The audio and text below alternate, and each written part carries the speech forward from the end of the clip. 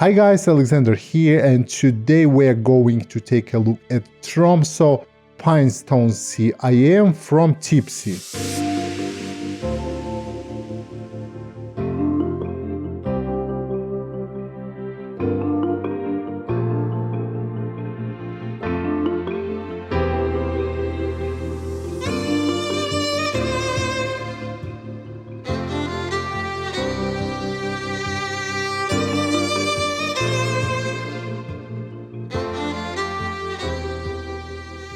Hey, I'm Alexander, and this channel is dedicated to honest and comprehensive reviews of headphones, IEMs, decks, amps and microphones.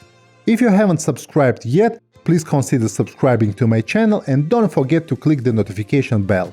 This unit was sent to me by Linsol in exchange for my honest review. Thank you. I'm not paid to say anything in particular about this product, and all thoughts and opinions in today's episode are my own. TIPSY was founded back in 2016 and it's led by professional musicians, which is really nice in this hobby, because professional musicians honestly know how most of the headphones should sound. Generally, Tromso Pinestone Sea is a single dynamic driver IEM, and its name Tromso is referring to Tromso, but just with one T. It's a town located in Norway, and this town is famous as sightseeing point for Northern Lights or Aurora Borealis. Actually, a lot of people are going to Tromso just to take picture or just to watch the Northern Lights. And quite interestingly, the faceplate of the IEMs is also referring to Northern Lights because they use the similar colors. In general, the aesthetic concept refers to Northern Lights, which is really nice. The IEM arrives in a quite stylish box. Inside the box we have headphones, we have a detachable cable, we have 3 pairs of silicone ear tips, we have 1 pair of foam tips, a storage bag, a cleaning cloth, a carton card case that also have manual and warranty card inside, and what is interesting, aromatherapy tablet. I never seen aromatherapy tablets supplied with IEMs, but well, TIPSY decided to include it with this one. Talking about technical specifications, Tromso is a single dynamic driver headphone, and it has 12mm LCP diaphragm or liquid crystal polymer diaphragm. The impedance of the headphones is 24 ohms and sensitivity is 109 dB. The cable is detachable, it's 0.78mm 2-pin connector. The cable is in blue color, it's braided blue color cable, it's quite thick and it's very nice to touch. On one side we have a straight 3.5mm connector, and on the other side we have 0.78 2-pin connectors. The only problem here is the chin slider, because the holes they drilled in a chin slider, they are apparently bigger than it should have been, and that's why the chin slider is a little bit loose. Other than that, I have no questions regarding this cable. Well, if you don't like this cable, the stock cable, you can always replace it. But for me, it does the job really well. And also I'd like to mention that this cable is quite low in the microphonics, which is really good.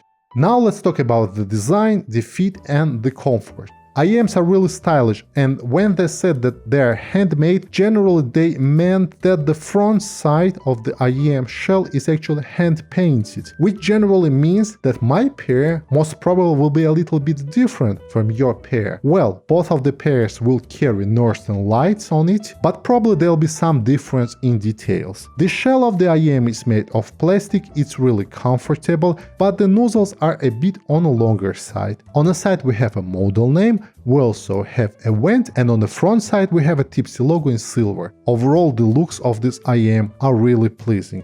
Regarding the fit and comfort, as I mentioned, this IEM has nozzles which are a little bit on the longer side, and in my case I'm generally using large ear tips with my IEMs, but surprisingly with Pinestone Sea I was not able to get a good fit and good seal with the large ear tips, so I switched to medium ear tips. So that's a hint for you guys. If you are dealing with IEMs that have nozzles on the longer side and you cannot find the exact fit and comfort you are used to with your preferred ear tip size, you can always try to step down just one size, like M from L, for example, and this might solve the problem with fit and seal for you.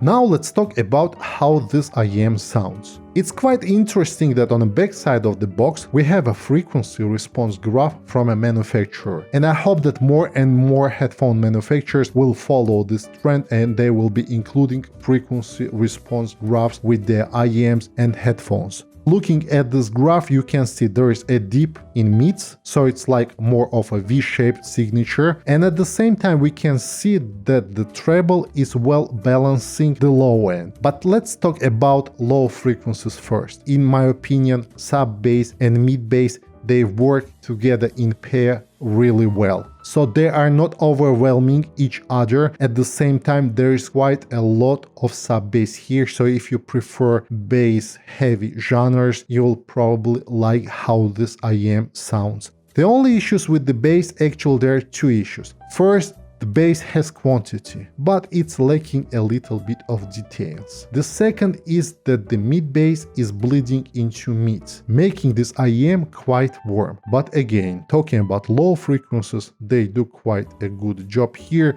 The notes have quite a weight and the timbre is quite natural. When we're talking about mid-range, it's thick, but we should take in consideration that there's a slight bleed from mid bass into mid. But overall, the note weight in mid, it's quite good. The only thing that I have noticed, it's the vocals, because vocals, especially female vocals, sometimes they're lacking a weight and sometimes they're not as upfront or moved forward as I would prefer. So definitely, if you are looking for a pair of IEMs from vocal music, this is not the best IEM. But again, vocals sound quite natural here. They're just lacking a little bit of weight. On the other hand, if you're into instrumental music or EDM or metal music, you will love how guitars sound on this IEM. They are warm, they're detailed, and they're thick. But at the same time, you shouldn't be expecting a top-notch technicalities from this unit, because when we're talking about very busy musical compositions, details on the mid-range, they start to suffer. And this is also caused by a mid-bass bleed into mid. But when we're talking about not so much busy musical pieces, this IEM does quite a good job with the mid-range. Now let's talk about treble, and treble is the most surprising part of this IEM sound. I was expecting a little bit of different treble response, and I was quite pleasantly surprised, because when you're looking at the frequency response graph, you see that the treble is balancing the low end pretty well, but at the same time you can imagine that you would not expect any air or sparkle or maybe details from this treble. Don't get me wrong, the treble here is a little bit wailed, so if you're looking for very sparky and very open treble, this is not the headphone for you. But it's very important that from one side the treble is wailed a bit, but from another side it has enough air and brilliance to bring treble up and to balance it against the whole frequency response. And what was also interesting, that you never get bored with this treble. Even the music pieces that are famous to be sibilant don't sound harsh with this IEM. I could generally go for hours and hours listening to music, and this IEM is not tiring at all. Again, the treble has just enough of details. Yes, it doesn't have too much sparkle, it doesn't have too much air, it doesn't have too much detail to be called analytical, but it's very pleasing. When we're talking about soundstage width and depth is average. There's nothing extraordinary about this IEM, but at the same time the imaging is quite good. It's not very precise, and the placement of instruments is also very correct. When we're talking about instrument separation, it's just above average, but it heavily depends on the style of the music you're listening to, because as I mentioned that with busy musical pieces, sometimes details and instrument separation is suffering a little bit.